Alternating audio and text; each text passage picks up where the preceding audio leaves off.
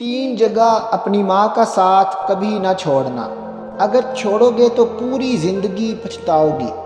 تمام لوگ ایک بار یہ ویڈیو ضرور دیکھیں۔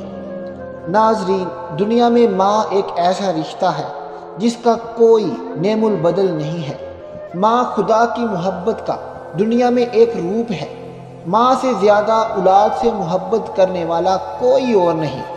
ماں کے قدموں میں جنت رکھی گئی ہے۔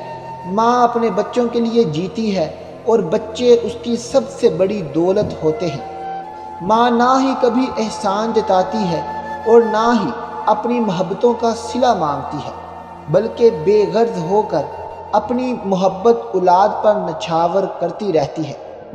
اللہ نے اس کے عظیم تر ہونے کی پہچان اس طرح کرائی کہ اس عظیم ہستی کے قدموں تلے جنت رکھ دی۔ نبی کریم صلی اللہ علیہ وسلم نے فرمایا، اگر میری ماں زندہ ہوتی اور میں عشاء کی نماز شروع کر چکا ہوتا، اس دوران وہ مجھے اپنے حجرے سے پکارتی، اے محمد، تو خدا کی قسم میں نماز چھوڑ کر ان کے پاس حاضر ہوتا اور اس کے قدموں سے لپٹ جاتا۔ قرآن ماں باپ کے بارے میں کہتا ہے، تمہارے رب نے فیصلہ کر دیا ہے کہ اس اللہ کے سوا کسی کی بندگی نہ کرو اور ماں باپ کے ساتھ اچھا برتاؤ کرو۔ اگر ان میں سے کوئی ایک یا دونوں تمہارے سامنے بڑھاپے کی منزل پر پہنچ جائیں تو انہیں اف تک نہ کہو اور نہ انہیں جھڑکو، بلکہ ان سے مہربانی سے بات کرو۔ نبی کریم صلی اللہ علیہ وسلم کے زمانہ میں ایک شخص قریب المرگ تھا، مگر نہ تو اس کی زبان سے کلمہ جاری ہوتا تھا اور نہ ہی اسے موت آتی تھی۔ وہ نہایت تکلیف میں تھا۔ صحابہ کرام رضوان اللہ اجمعین میں سے کچھ لوگ نبی کریم صلی اللہ علیہ وسلم کی خدمت میں حاضر ہوئے اور ساری کیفیت بتائی۔ آپ صلی اللہ علیہ وسلم نے پوچھا، کیا اس شخص کی والدہ زندہ ہے؟ بتایا گیا زندہ ہے، مگر اس سے ناراض ہے۔ تب آپ صلی اللہ علیہ وسلم نے فرمایا، اس کی والدہ سے کہا جائے کہ وہ اسے معاف کر دے۔ جب والدہ نے معاف کرنے سے انکار کیا تو نبی کریم نے صحابہ کرام کو حکم دیا کہ وہ لکڑیاں اکٹھی کریں تاکہ اس شخص کو جلا دیا جائے۔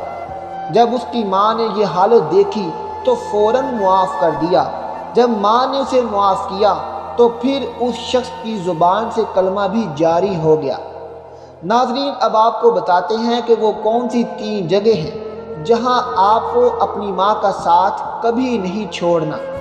نمبر 1، جب وہ پریشانی میں ہو اور انہیں تمہاری ضرورت ہو، اس وقت اپنی ماں کا ساتھ ضرور دینا، اللہ تم سے راضی ہو جائے گا۔ نمبر 2، جب وہ بوڑھی ہو جائیں، ان کا کبھی بھی کسی بھی وجہ سے ساتھ نہ چھوڑنا، بلکہ ان کی بڑھاپے میں ایسے خدمت کرنا جیسے اس نے بچپن میں تم کو سنبھالا ہے۔ نمبر 3، جب وہ بیمار ہوں تو ان کی خدمت کرو، ان پر اپنی کمائی خرچ کرو، کیونکہ انہی کے پاؤں کے نیچے تمہاری جنت ہے۔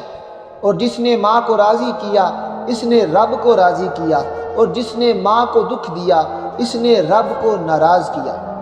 حضرت جہمہ رضی اللہ تعالیٰ عنہ نبی اکرم صلی اللہ علیہ وسلم کے پاس آئے اور عرض کیا، اللہ کے رسول صلی اللہ علیہ وسلم، میں جہاد کرنے کا ارادہ رکھتا ہوں اور آپ کے پاس آپ سے مشورہ لینے کے لیے حاضر ہوا ہوں۔